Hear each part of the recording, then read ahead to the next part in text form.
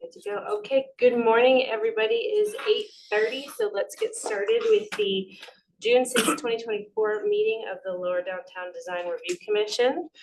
We will start with introductions of the commission. Craig? Craig Lawrence, owner operator. Nick Allen, developer. Andy Duck-Enke, preservation architect and co-chair. Heather Vasquez Johnson, architect and chair. Amy Sanford, preservation architect. Jim Draper, resident. John McIntyre at Lodge. Oh, and I'm Brittany Bryant, Denver Landmark Preservation staff. Great, thank you, everybody. Up on the screen for those members of the public or applicants who are joining us virtually, you can see some tips that we have for your audio for anybody who's joining us. Obviously, we encourage you to download Zoom on your desktop, laptop, tablet, or other mobile device. Click up audio settings to bring up an additional menu. Try adding a background noise suppression. Press your speaker and microphone to adjust their maximum output. And then if you are a applicant presenter or public commenter, when it's your turn to speak, for muting and unmuting, please click on the microphone icon at the bottom of the screen. Expanding that menu will give you additional options to select your speaker microphone. And if you are continuing to have audio challenges, please switch to phone for audio. And I'll remind the commission again to make sure that we are being loud enough for those members of the public who are here in person, particularly during deliberations. We will get started this morning. There was not a meeting record for approval. Okay, so the first thing that we have today is the consent agenda, which consists of item 2017-ZLAM-418 for 1420 Winecoop Street as a zone lot amendment. Does any member of the commission wish to pull that onto design review? If not, does someone care to make a motion? Andy? I move to approve the consent agenda for Thursday, June 6, 2024 with item 2017-ZLAM-418 1420 Winecoop Street for zone lot amendment. Thank you, Andy. Do we have a second? Second. Thank you, Jim. All those in favor? Aye. Aye. Any opposed? Any abstentions? Okay, that consent agenda was unanimous. So if you're here for just the consent agenda item, you're free to enjoy the rest of your morning. We will now move into design review. The process for design review is up on the screen for those in person and virtual. I will announce the design review items on the agenda. If there are any commission members who have a conflict of interest, they will announce that and leave the room. Staff will introduce the application and provide the staff's recommendation, at which time commissioners can ask questions of staff. The applicant will be at that time invited up to present. We'll have a 10-minute presentation. And after their presentation, commissioners may question the applicant. We will open it up for any public comment. And then follow up with staff clarifications and open commission deliberation, at which time we will take a motion and vote. So with that, we will get started with the first item on our agenda, which is item 2024-COA-287, 1671 Market Street, Market Station.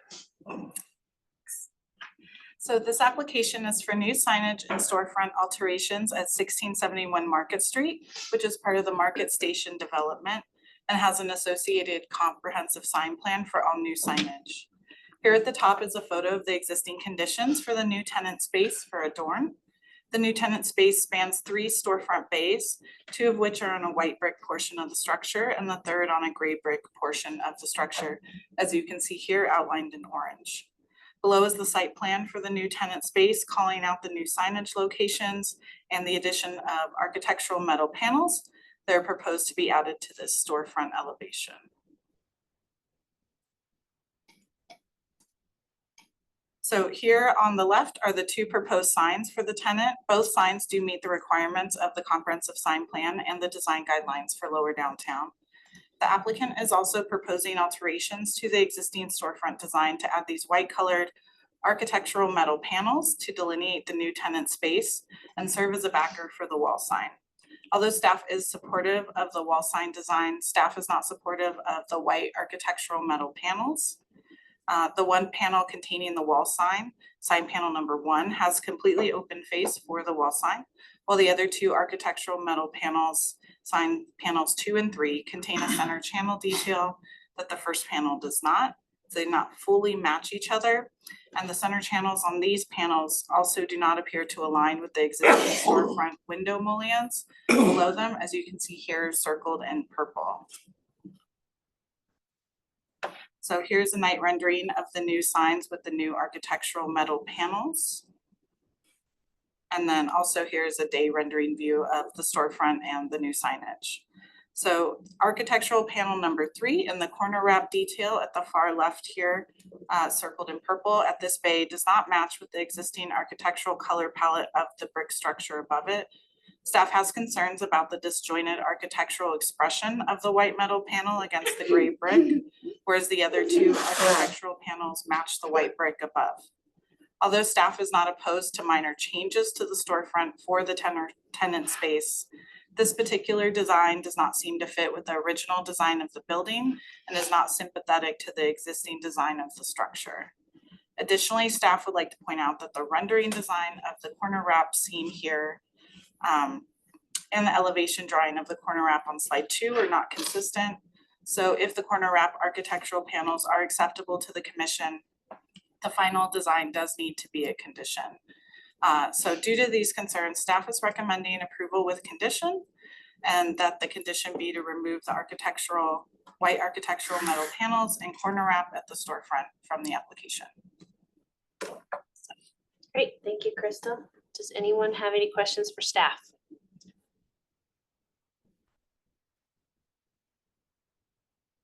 I have one question on the column wrap in parentheses, maybe you know the answer, that it says aluminum sign attached to building face. The column wrap is a sign or is, No, I'm a little confused about it's what that just the note means. metal wrap. Okay, So you can see it here, all the white pieces are the panels, but they are proposing to attach their wall sign over here to the panel after they Okay. install it. It's because the transom is really recessed, right. so to get a wall sign At the front. forward of the building, they have proposed the panels. And the new panels are proposed to be mounted directly to the face of the existing panel. Yeah, Not it looked like they replacing were existing. attached through the metal channels.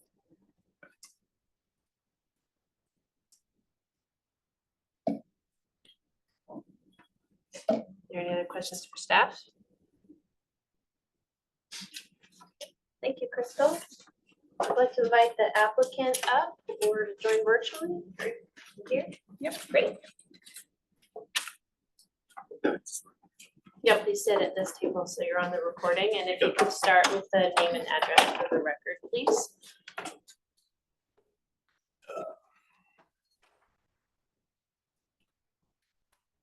Hi, everybody. My name is Chris Fado. I'm with Gensler Architects in Denver here. Yeah, I want to just kind of kick off and kind of share my design intent. I'm actually the original designer to kind of propose this initial design for the Adorn space. They are occupying one tenant space plus a half of another one they've extended over. And this is kind of broken up the visual hierarchy that the building currently has between the 2 colored bricks, which, if I'm not mistaken, is actually a homage to the building across the street to promote the visuals of what's like adjacent buildings being built, butted up right against each other. The Continuum Partners kind of set this up initially within the CSP to have each tenant be within those boundaries, but they've since expanded beyond that in other tenants, and specifically this one here for Adorn, where it extends over into another half unit.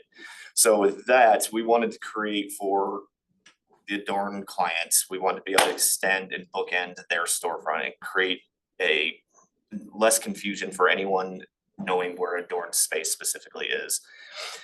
Just to the left of the far left panel in question here, the wrap that goes down is actually the other tenant's storefront.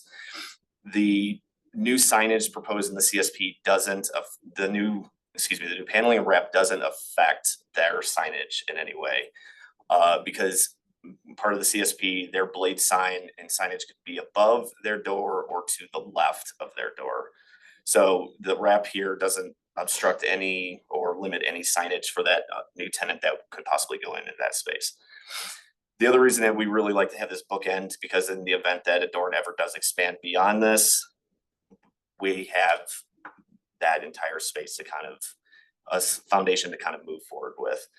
The Continuum Partners were involved with this, which is, I believe, are the property management group and owners of the building. So when we originally proposed this idea and presented it to Adorn, we didn't want to go any further unless we got the building buy off, which they were very adamant about following the CSP. And the panels that are currently there are like a cement board as like a faux finish to kind of extend the visuals of the transom windows going all the way up. And they actually preferred our method here of making these architectural metal multi-panel structures that kind of extend all the way over and give it a more clean finished look. What's not shown here is that where the individual is standing, the scale figure is, it actually wraps down and there's a drain spout that we've kind of made sure that we're going to go around, make sure it's all sealed. So it actually has a more finished, polished look than what it currently has right now. And the rendering shows the trim piece going from all the way around that third panel and then going all the way down the wrap. It is not, yeah, exactly here. So like what's not shown, it was just a kind of a oversight in the elevation architectural plans, detailed drawings. What you're seeing here on the rendering here is the more accurate depiction of it. So I believe the other comment was to have like within the middle of the panel is going to be another vertical joint. So the two of the panels have those, the one does not because of the Adorn signage, but we wanted to keep the same look and feel of the framing for each one of those. And then the other comment was just to make sure the vertical mullion piece actually matches up with the window mullion. So all of that stuff can be very easily updated within the shop drawings and approval. We do have Continuum wanted to know exactly how this was going to be mounted. So we kind of went through and brought Carrie involved with Graphic Works to kind of make sure that we're making this structurally sound and part of the building and not just a piece of panel slapped on there. No, I think you covered it. Sorry, I am Carrie Block with Graphic Works Sign Company. We're the contractor doing the work.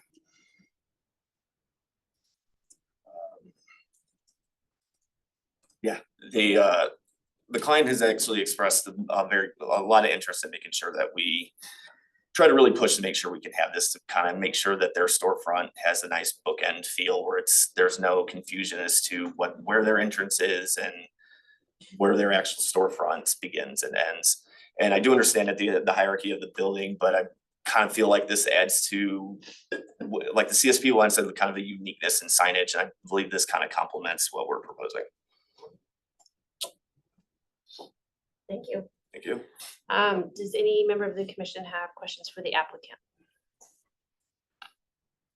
I see some color information on the signage panel for what looks like the lettering, but I either missed it for the color of the actual panel. Like I think we're seeing that it's sort of a light color, but Correct. Yeah, our intent is to match that the white brick exactly.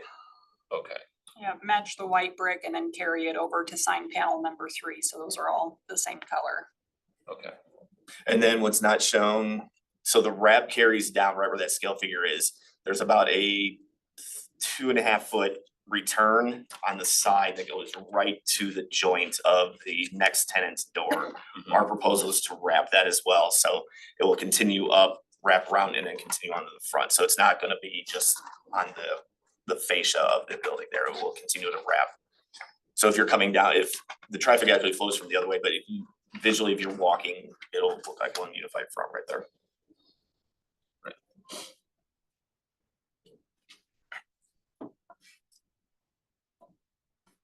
Any further questions for the applicant?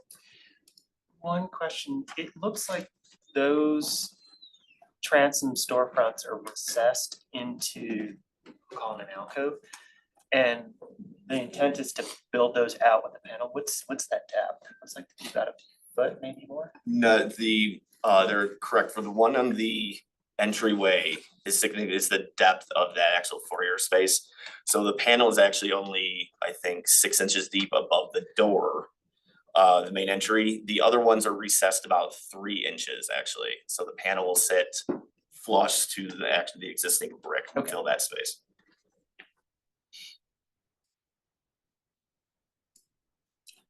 What was initially your signage intent for the building? Is there other signage already established on the building, and what does that look like? There is actually, so the next tenant down is Thule. They've got just kind of like a very unique, it's kind of like in a silhouette of a sport utility, it says Thule on it. But they actually took and bumped out their whole panel as well, right above their entry, and have Thule installed lettering. And then there's the chiropractic place, I'm drawing a blank on the actual name of it. Joint, thank you. And then we have Water Grill to the west of that.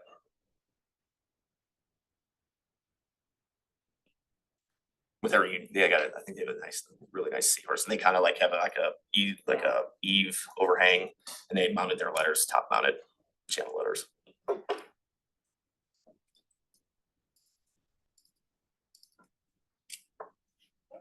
Do we have any further questions? So the left termination of that frame, is it just to the right of the door to the next tenancy? Is that how that works? Is that where that, I'm sorry. like where that return drops down in the Mhm. storefront? Where is that on this image? Is it sort of right at the edge of the? Yeah, it's actually right where the Right red beside line the next is. door. It's the red line of that box. And that's where that, behind that box where you said there's a downpipe currently? Yes.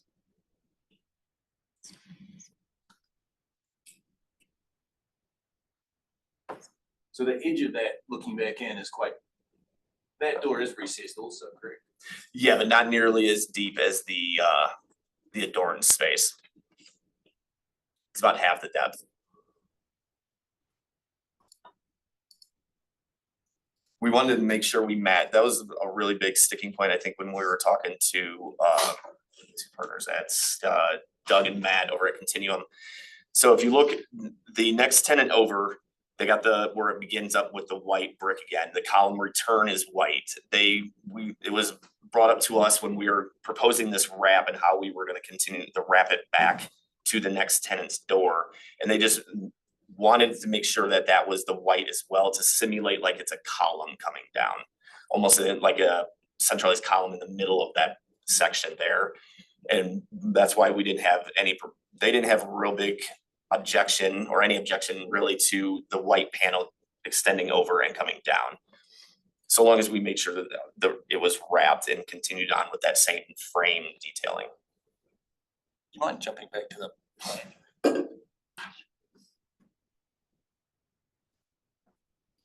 Sorry, the plan, just to see how that Oh, works. sorry. I processed that and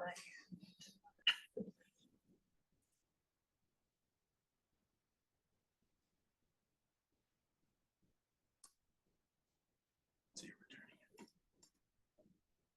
So the white would return into the. Correct. Yeah. Yeah, but right up against the mullion of the next tenant's door frame.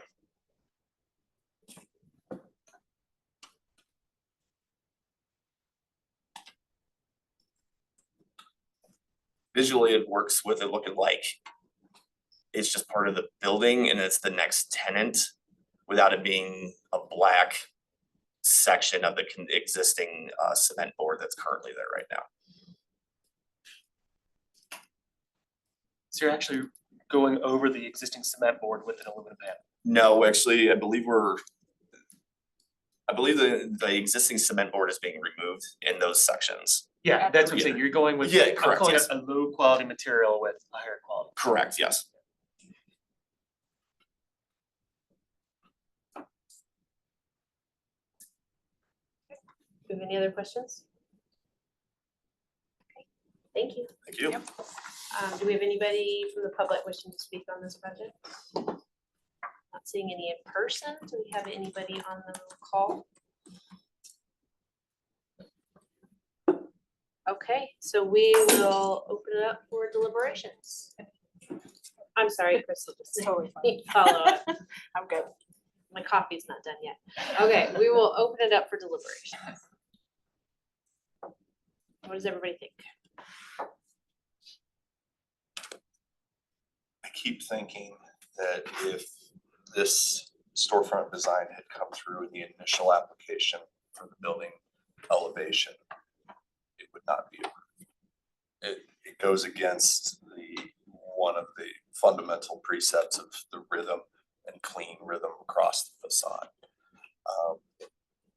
So I really struggle with breaking that rhythm. I share that sentiment, Craig. I agree with staff. I don't take any objections to the signage. But the white paneling, and particularly as the white paneling extends over the next bay into the gray brick, really feels like it is interrupting the rhythm of the streetscape. It's part of that kind of original approval and the original design. And I don't know that I'm convinced that it's necessary to define the extent of the tenant space with that. I think, you've got a very, like the doorway, the entry is recessed. It's very clear. There's two signs at that point. I think the critical point of a retailer is how you get in and where you shop. So I don't know that it's as critical to carry that over and stretch that across. I would agree with all those points. I'm wondering if it could be just resolved in another manner, like perhaps, the area that's under the gray is just, potentially the same color as the masonry above, and then perhaps instead of a column, it could be resolved with a corner mullion or something that is darker and just feels like it is a portion of that segment. And still kind of achieve the massing, the enveloping of the retail space, basically. Yeah. Kind of would we feel differently if this were metal panel matching the existing color? Or is it more obviously now this steps out where the I'm pointing at the sort of where the adorned sign is now pushed out compared to its mirror image on the gray brick, which is still recessed back. I'm just wondering if it's both that and the color. It seems like I have a little issue with the color too and how this sort of L's over, and I'm reacting some to the color. I'm also reacting to kind of as that panel pushes out, it does start to take away from some relief that helps define where those retail spaces are. And I think flushing out that metal panel with the brick is not the right direction to go. I mean, even with the bay that is not recessed back for doors, there's still a slight recess, and that's starting to go away. You start to lose some of that layer of shadow and movement in the facade by pushing that all the way out and just making it flush, which is not characteristic of the district. Everything had lots of ins and outs and full brick returns and depth in those shade and shadow components that you start to flush it out, and it loses some of that character. It becomes overly flat. And it's introducing, I feel that two things. I feel that the introduction of the corner wrap detail introduces almost a third level, tertiary level massing that changes the reading and the rhythm of the building. And looking here is on Google Google Maps or the street view, it really it would drastically, in my opinion, change the rhythm of the building down the streetscape. And then the second item was the introduction of the channels is also foreign to the cohesive design, I think, of the rest of the elevation. I do appreciate the need to pull the wall sign out, similar to what Thule's done, and there is precedent on the building for that.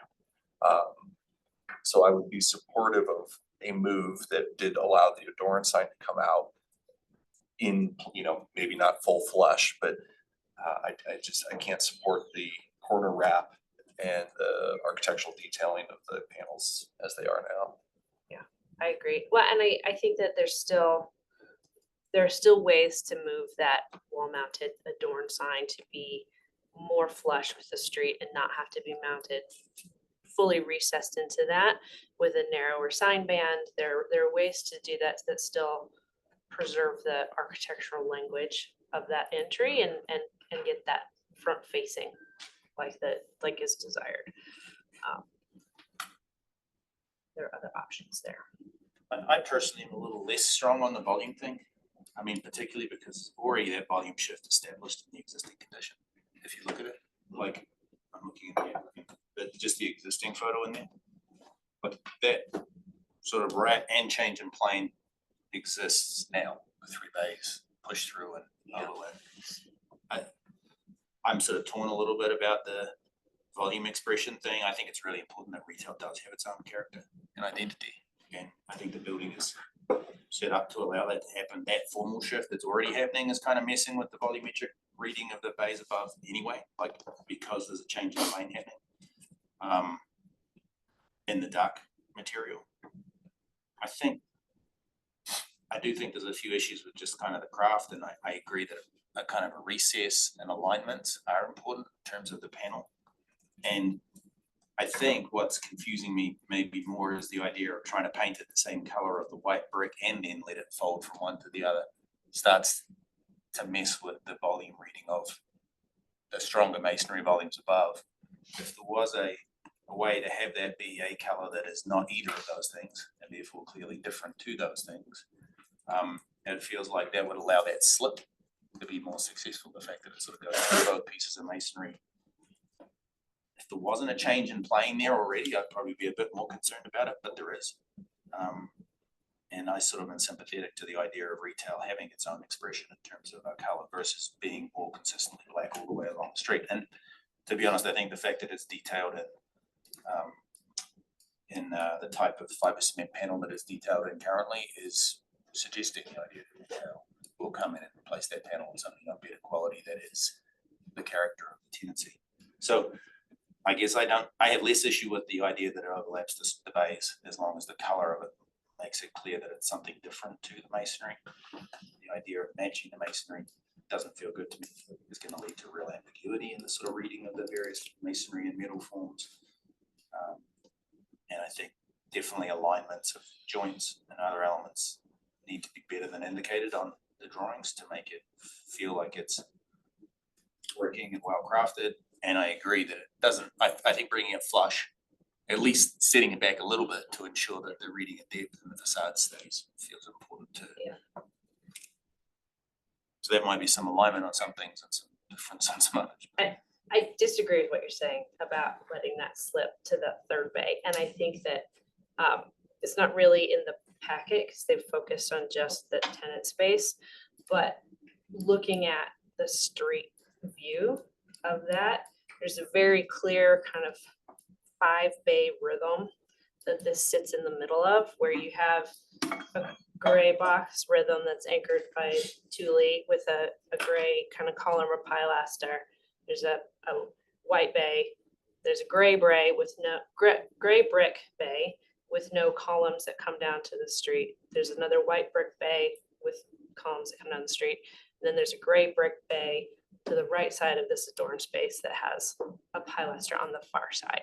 And so it's very symmetrical in how it's laid out. And there's a very clear rhythm of kind of strong pilasters coming down to the ground.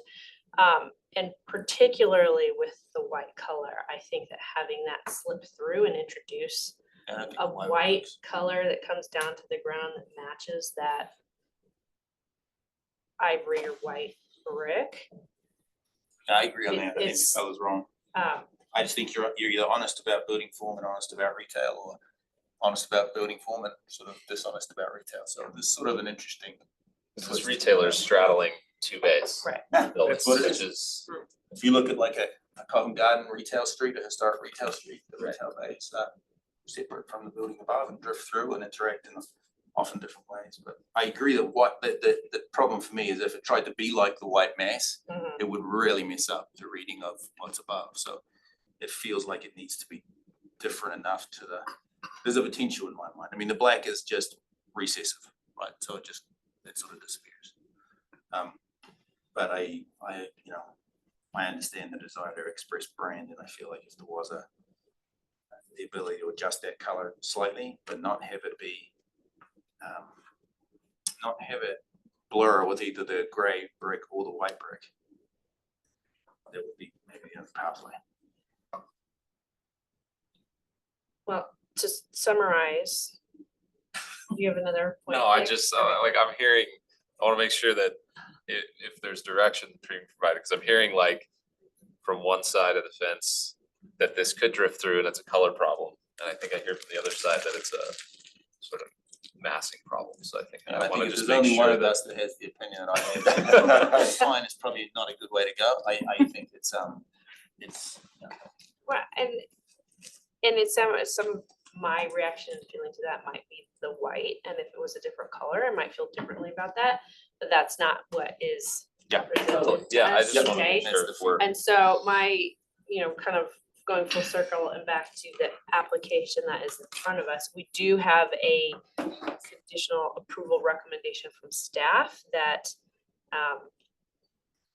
recommends approval of the signage, but not the white panels, so the white panels to be removed. Before we, So if we, is everyone okay with the plate sign? I take no issues with the I plate take no sign. issues. it's No. fine. It meets the requirements and the standards for iconographic and. Sorry for interrupting. So I'm just gonna try and combine multiple things here, and feel free to smack my hand if I go too far. I do agree, it's partially a massing problem, because I think the struggle with this is a new building, but we're trying to read it with historic guidelines. And with the historic buildings we usually have, it is a very regimented, sequence marching along the street. You want to see the regiment mentality.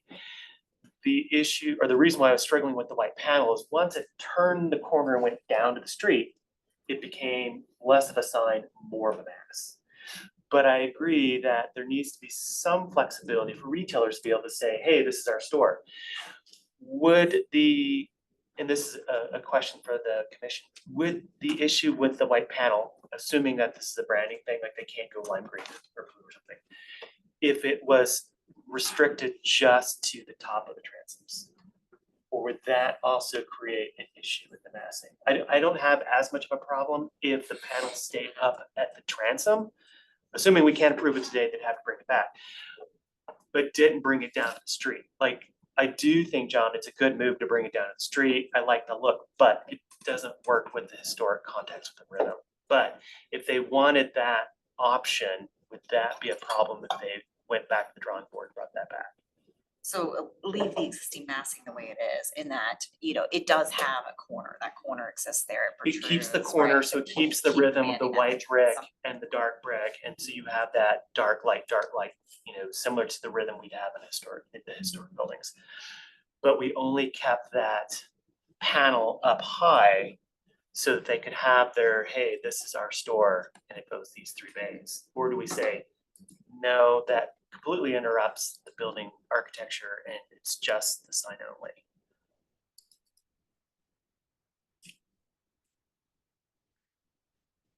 So you're sort of saying like that feel without this. Well, what I would do is I would even keep that black there and keep the rhythm Yeah. of the bays, but yeah. And it's just, Yeah, I it's think just, that'd it's be a just to give compromise. them some direction if they wanted to keep that panel, but we said, that I wanted to give them a little bit more direction.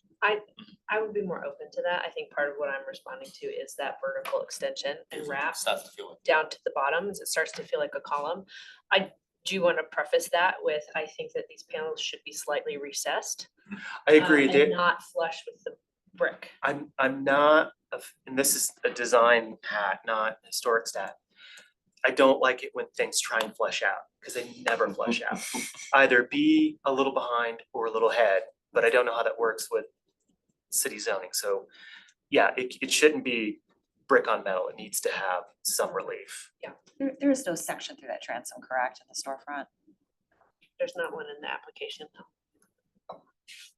It sounds like the commission is not comfortable with the panels as currently designed. I think there's been some significant discussion about Agreed. ways they can potentially revise that and bring a panel design back to the commission for further review.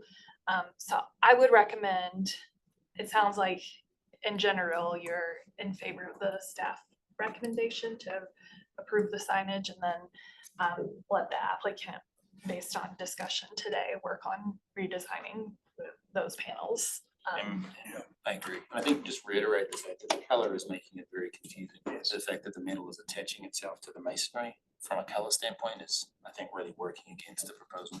It's making it very hard to keep the clarity of masonry. First thing that needs to happen. So maybe just reiterating it. I agree with that.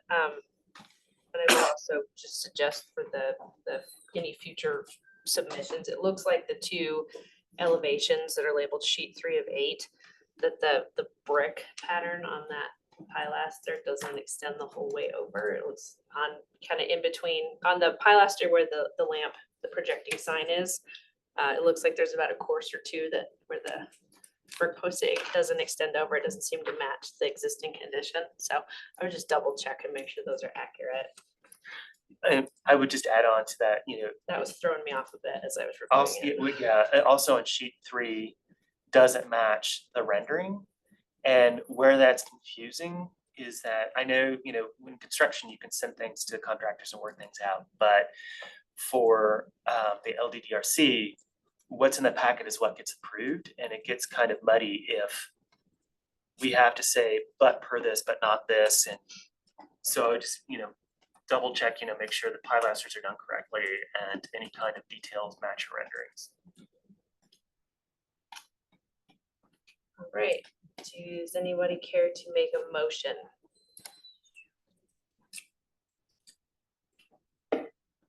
I will Craig, get that application up. hang on just a second. We need to make sure we're still on, Taylor. I think we're still in the Zoom. We were just not seeing it. Okay, So I just want to make sure we're still recording. we are still recording. Okay. All right. Additionally, Adam has advised me that there is no requirement that we have the Zoom component. And There's a requirement, there's some recording of the meeting. so I'll maybe record with my phone just in case. Okay.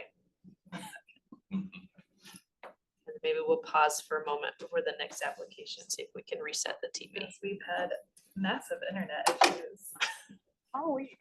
Yep.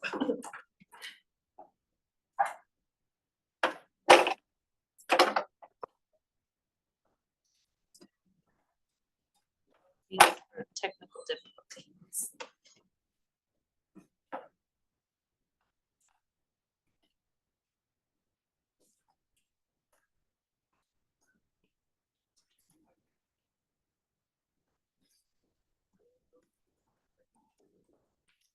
Okay, Brittany's got a secondary recording, so Craig, if you are ready, feel free. All right. I move to approve with conditions application number 2024 COA 287 for the new projecting sign at 1671 Market Street per the requirements of the approved comprehensive sign plan, design policy, standards, and guidelines, principle 3, policy 3.1, presented testimony, submitted documentation, and information provided in the staff report with the following conditions. 1, remove the white architectural metal panels and corner wrap at the storefront from the application. Thank you, Craig. Do we have a second? I'll say. Thank you, John. All those in, Is there any discussion just in case? Or we vote? Okay. all those in favor? Aye. Aye. Any opposed? Any abstentions? Okay, motion passes with conditions. Are we looking together? We're still sharing, it's just we Yeah. can't see it. I mean, I can see it, I can see the. You're cheating. We have to have act. So sorry, I can't get into the back of the AV room that actually houses the computer that does all of this stuff, and no matter how much. Oh, there we go, there we go. Nobody Okay, break it there. They did. all right, so while we have it, let's get started with the next item on our design review, which is number 2024-COA 289 1431 Cube Street. And we have Crystal again.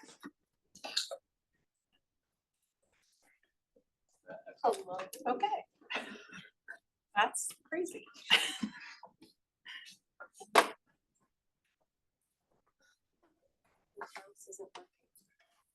Okay, so this application is for several minor changes to 1430 Wincoop Street, which is a contributing structure in the district built in 1895. On the left, you can see photos of the structure, and on the right side of the screen, a site plan showing the location of the structure in relation to other existing structures on the block and other future changes, like the addition of a new building at 1420 Wincoop Street, which will change access to the existing alley and have it terminate into the building.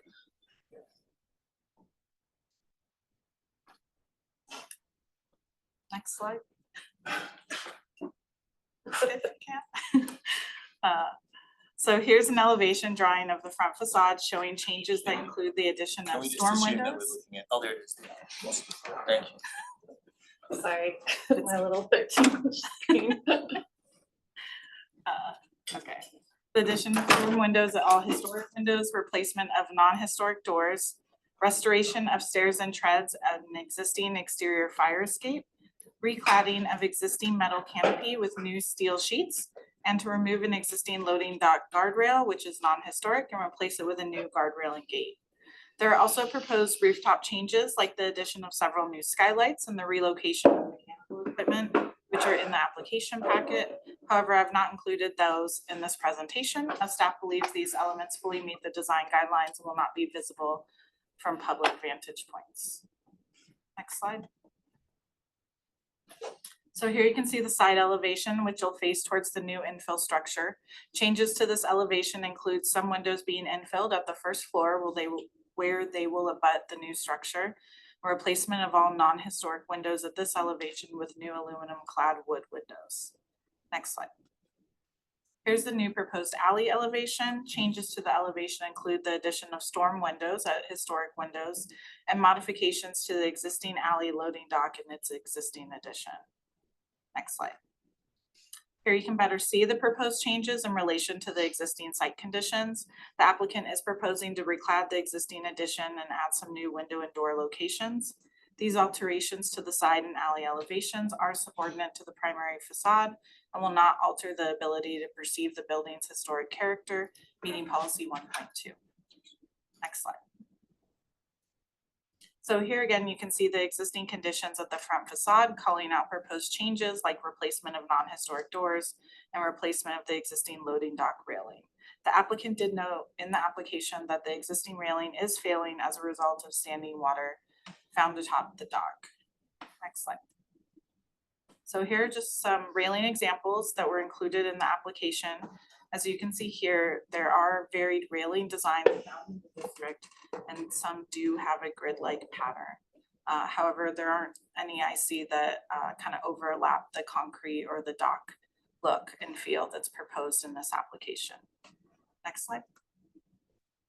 So here you can see a rendering of the new proposed railing design and gate for the loading dock.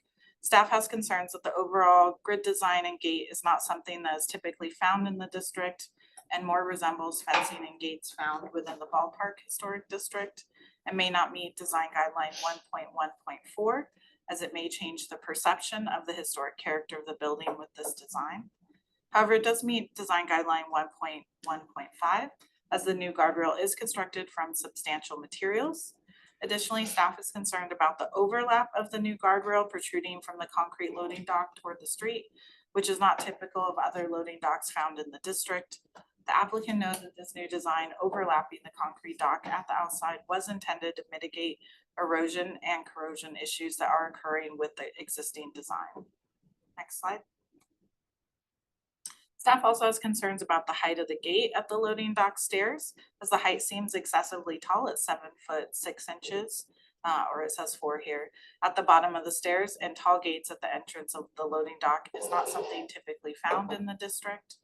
Staff understands the location due to doors located near the top and bottom of the stairs to the loading dock, but would recommend a shorter height for the gate if it is acceptable to the commission. The applicant shows a 5-foot gate option here as well, which is option 2. Additionally, design guideline 2.48B states to maintain and repair loading dock components and details, such as a canopy or railing.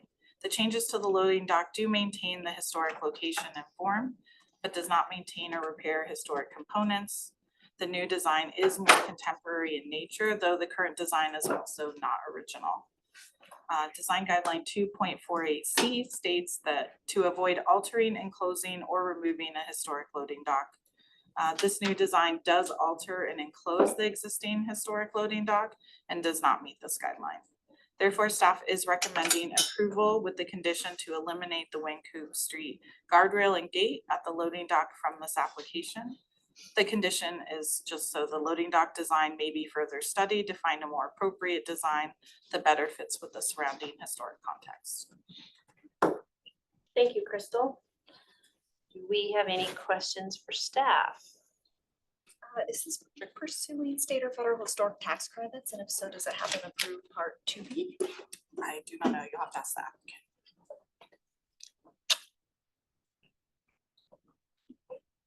Any other questions for staff? I've got a question, Crystal, sorry. On the design of the gate, or sorry, not the gate, but the railing on the loading dock, is staff taking objection to kind of the mounting detail of those supports on the side, or is the objection to the panel and the mesh piece extending down across the face of that loading dock? Yeah, I think it was it kind of overlapping the loading dock concrete part at the front. We initially, with earlier iterations of the application, the guardrail did look a little bit darker and thicker. So at first we were concerned that it was blocking the view of the structure. The applicant with further submittals kind of showed that it is more open than it just looked in the renderings. Okay. But I think we are still taking some concern with it overlapping. As you can see, it kind of goes down over the concrete loading dock. But they said that's for drainage issues. So that's why we brought it here to kind of let you guys decide if that's appropriate or not. Okay, thank you. Any other questions for staff? Okay, thank you, Crystal. Invite the applicant up, Thank you. please. See how I do with this. And again, if we Interaction. could start with name and address for the Absolutely. record, that's Just great. 1 second, Nate. Yeah, you got it. Thank you.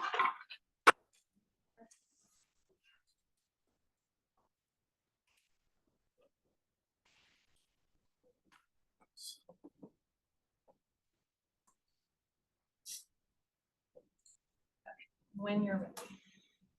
Oh. Presentation again. Okay, when you're ready. We'll see how it goes.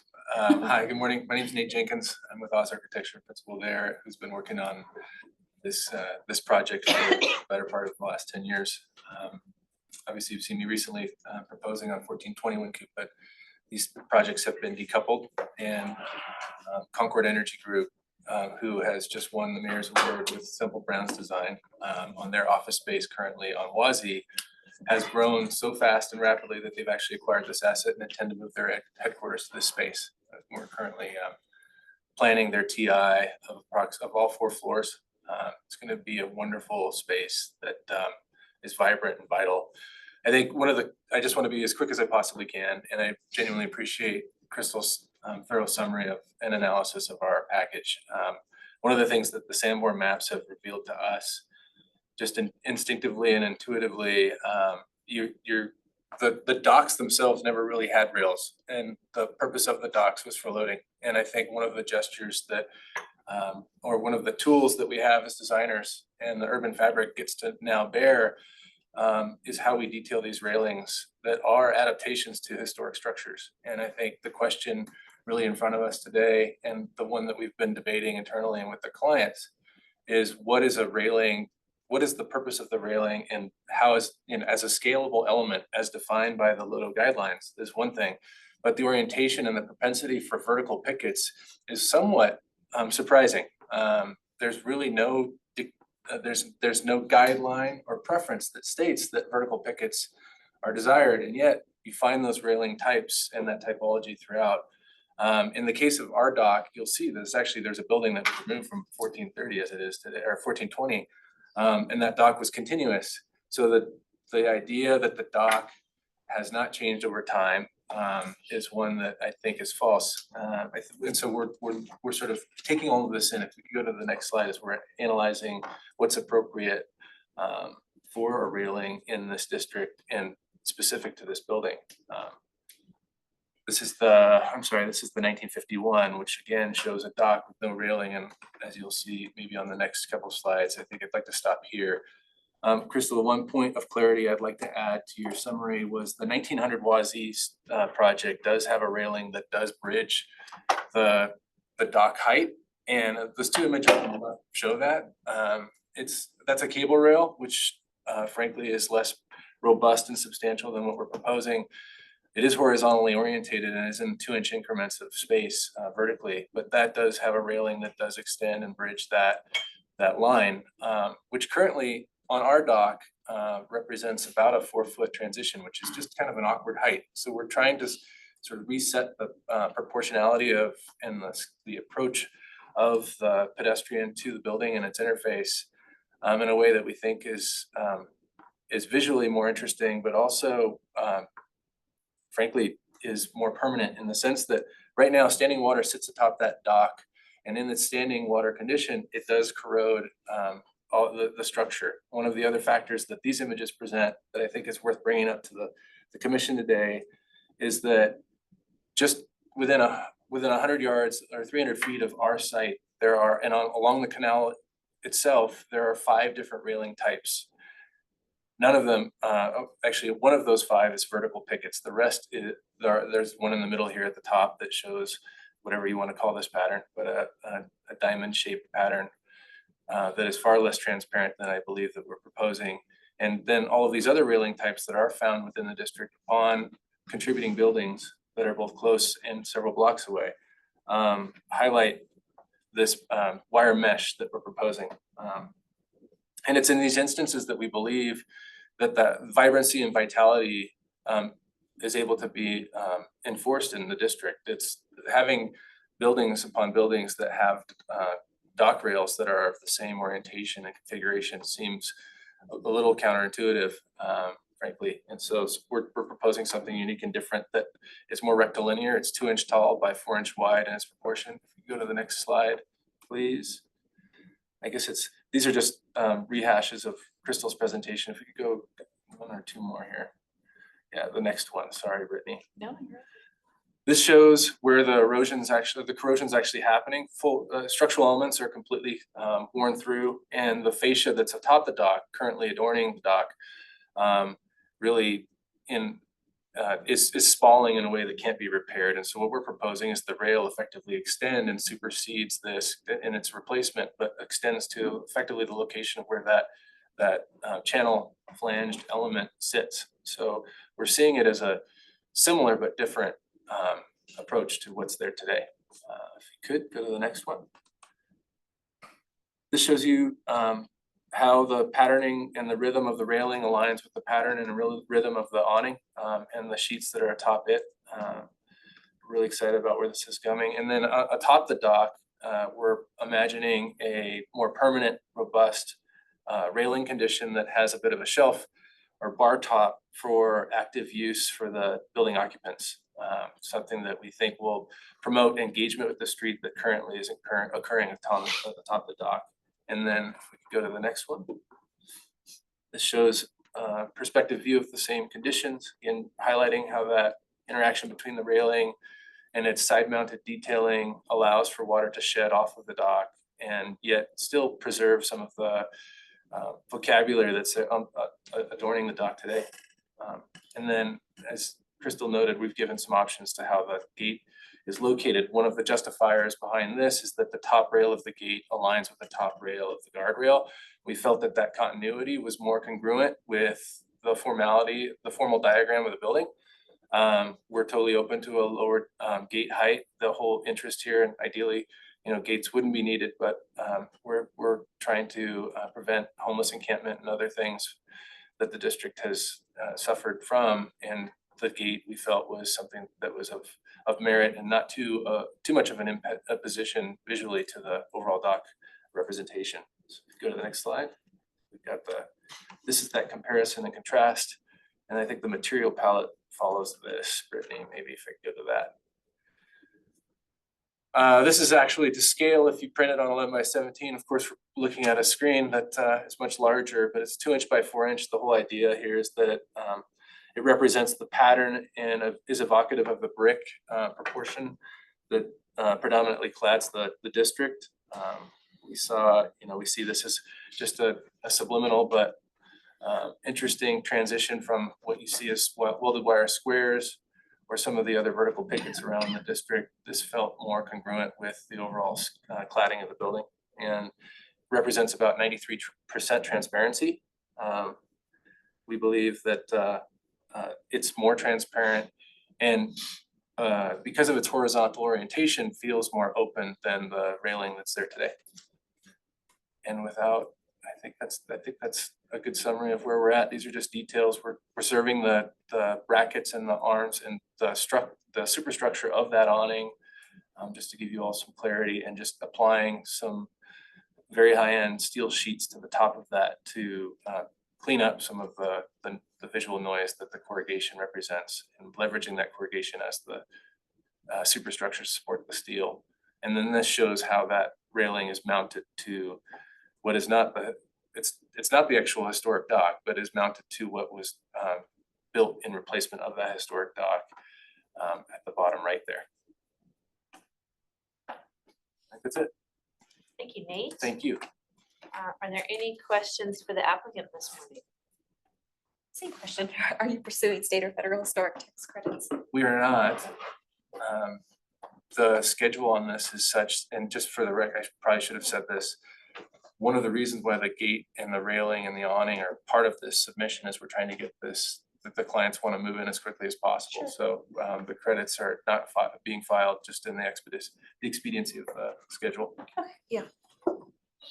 Is the fixing for the panels like a little fin detail of the Yeah. face that's Yeah. working, a little fin? Yep, and they're bolted through the verticals.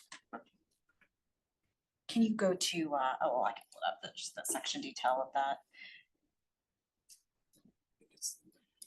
On your window or your door elevations, the elevations don't match the renderings. Where are we at here? Sorry.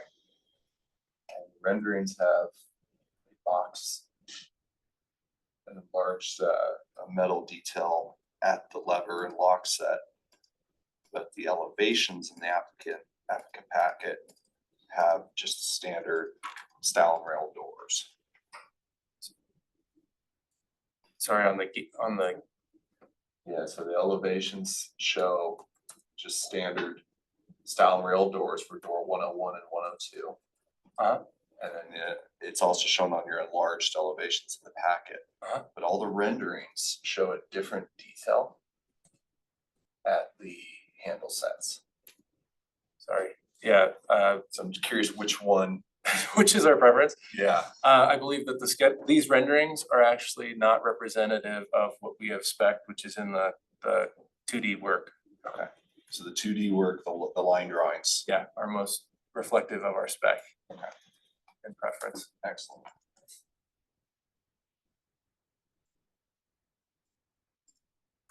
Is there any kind of structural rework or repair that's necessary on that dock to the concrete? in No, we've actually, particular? yeah, it's a good question. We've gone in, it's actually in fairly good shape. We do intend to recoat the top which is like already got a traction coating on it, just to reinforce the waterproofing nature of it. But you can tell it was, I believe it was rebuilt. The stock was fully rebuilt in the early 2000s. It's all contemporary concrete. But what you're seeing with this spalling of the metal is just how much water sits and stands upon there. It doesn't have a chance to drain because of the way that the rail is currently configured and top mounted in its top mounted state. So it just sits there, and it's been a struggle. I know that the prior owner of this building replaced that metal and I believe parts of that railing in as late as 2017. So. And so with that, it's a little difficult to tell from your section. You're not proposing to kind of replace what looks like a modified channel at the top. We are. That would be taken off. It's superficial. It's bolted through the concrete, but the railing would be in its place. So would you have any edge detail at that point to protect that edge, or would it just be a concrete corner? Concrete corner, it'd be sealed and then. Okay, so you are gonna protect it, but it's gonna be protected, but not Slip the edge, yeah, and just drain right off the face. And what we're trying to do is disengage the metal in its interaction with the moisture by holding it off. And by chance, do you have a sample of the grate you're proposing? It's been a bit of a frustration. This is all I have that's even close to it. And so they didn't send me the actual sample. What you'll have to bear with me is that it's 2x4, so it's this material, but it's lacking the tertiary members. So it's this proportion, the outer edge of this. But it's that gauge. It is. Which is significantly smaller than what is your current pickets of 1 inch by 1 inch. Yeah. Okay. Yeah, it's like, yeah. So bear with me, please. It's not the 1-for-1, and I was hesitant to break it out, but here we are. Yeah, I just wanted. And here, by the way, if you're interested, these are the top metal sheets that are going up. Yeah, my interest is currently you've got a big bulky. Yeah. 1 inch by 1 inch picket at 4 inch back spacing. Right. And this is maybe an 1/8 inch. Yeah, it's, I believe we've got it specified here. And the 2x4 spacing.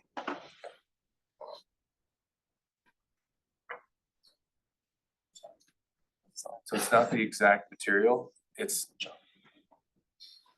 a variant of, and it's supplied by that same manufacturer. Please forgive the fact. That's that just a it's- wire gauge. It is, Because this is a welded niche. It's a welded It's wire like TIG mesh welded. shop. We looked at flat bar stock and we felt it was too heavy and too onerous visually, so we went with this. And there's precedent, the West End Lofts actually has a version of this, but at a 45-degree angle in the balconies that face 1420.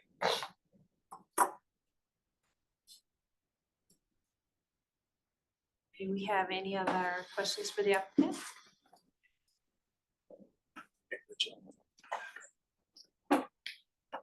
Going once? Great, thank you, Thank Nate. you very much. I'll get your sample back to you. Do we have any members of the public wishing to speak on this project? Person on Zoom? Okay, I'm not seeing any. Crystal, any recap? Okay, great. Let's open it up for deliberations. In regards to the loading dock, I mean, this treatment of the railing bypassing, it doesn't truly bother me because, you know, the massing of the historic dock, the finished floor elevation is still very visible, you know, through it, and it does appear that there's precedence for this in adjacent properties. Yeah, I kind of feel the I same. agree with that. I I like the don't detail. take any It's issue clean. with it. Yeah. Yeah, I think it's got the right character. It feels rational. I don't think it's like overly fussy, but it feels solid. Seems to have good material language. And that was why I asked the question to Crystal, is if the staff objection was to kind of the mounting of the vertical support pickets on the face of the concrete versus the top of the concrete, or if it was that the mesh panels kind of floated over the face of the concrete to see. And because I'm if we were inclined to agree with the staff recommendation, thinking that maybe a compromise was to, because I still think it's appropriate to go ahead and mount the vertical support pickets to the face of the concrete instead of on the top, but that panel could shorten and not float over the face of the concrete. And I think it would still achieve the desired results of letting the water flow and not pool and things like that, but Yeah, the fixing of it, I think, into the face and letting that overlap happen as a kind of a memory of that line, it doesn't, personally, it doesn't give me issue. I feel like it makes it feel a little bit more elemental, a little bit more industrial, if you like, in terms of its character, which feels appropriate.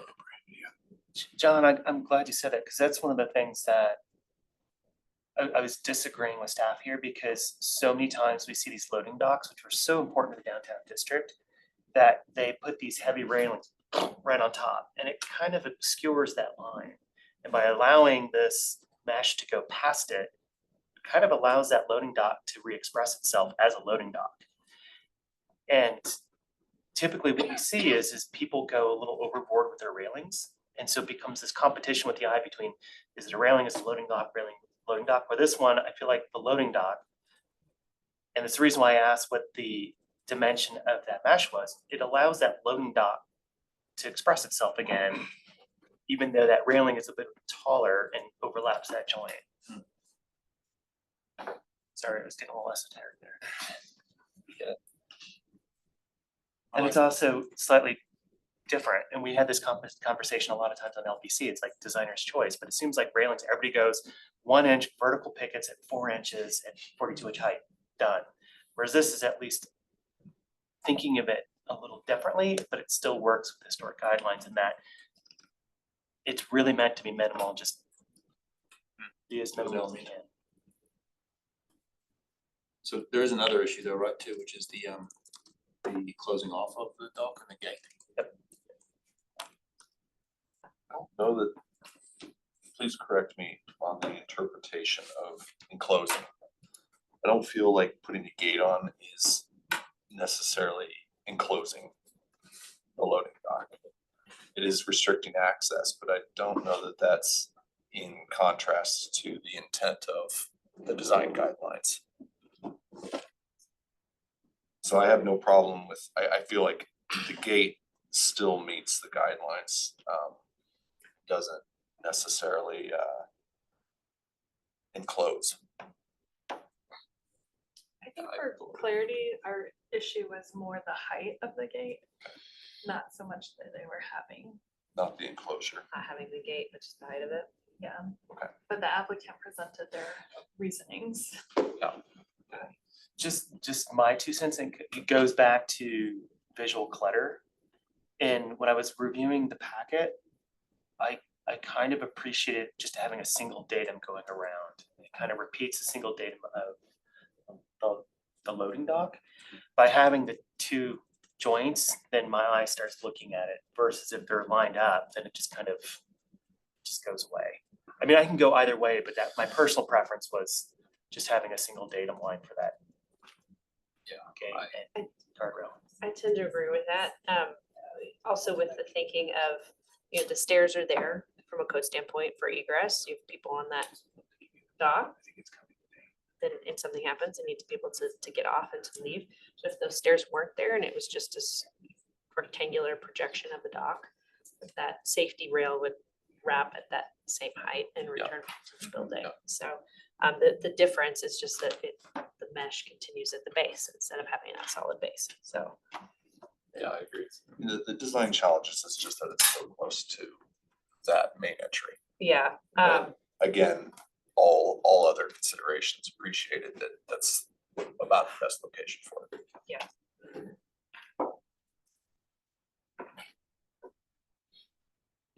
I agree. I think if it's cleanest. Too. I think it looks cleaner problem. as I an like it. expression. Like, As Heather like stated, data. if it was the railing returning to the wall, it would still have that same height. I think visually it's a lot cleaner. Respecting that this is a single tenant building, there is a security aspect to it. That's important to note.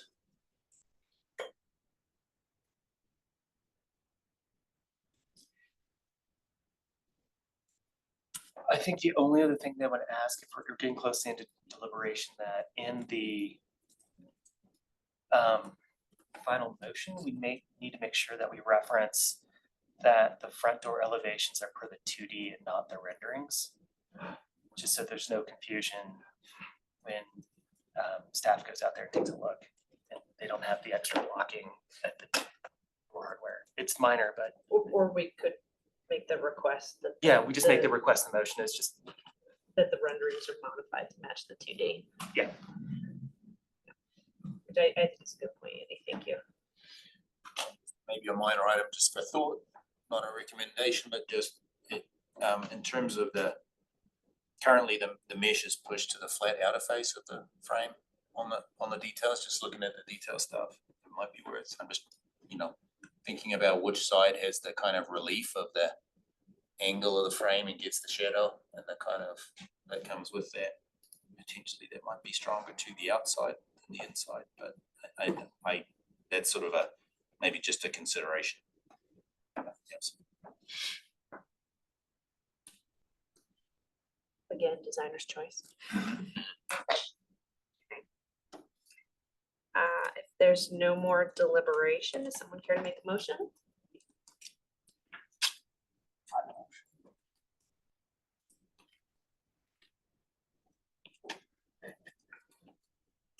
I can make. I'm gonna give one of the more seasoned reps. I move to approve application 2024 COA 289 for the building alterations at 1430 Winthrop Street as per design policy standards and guidelines 1.1.1, 1.1.3, 1.1.5, 1.1.7, 1.2.1, 1.2.2, 1.5.2, 8.1.1, 8.1.2, 8.1.3, 11.1.1, 2.48. Presented testimony, submitted documentation and information provided in the staff report.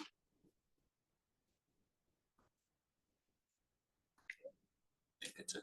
Got it. Thank you, John. Do we have a second? Second. Amy, I would like to offer a friendly recommendation. John, that just per Andy's suggestion, that it's an approval with conditions that the entry door renderings are revised to match the Sorry, I liner. missed that. Agreed. Amy, do you also agree as the second? Agreed. Okay, all those in favor of the condition with the amendment, say aye. Aye. Any opposed? Any abstentions? Great. Passes unanimously. Thank you. Okay, we have reached the end of design review. Do we have any business items or discussion items this morning? Not this morning. Great, thank you, Brittany. Well, with that, thank you, everybody, and we will adjourn the meeting at 9:43 a.m.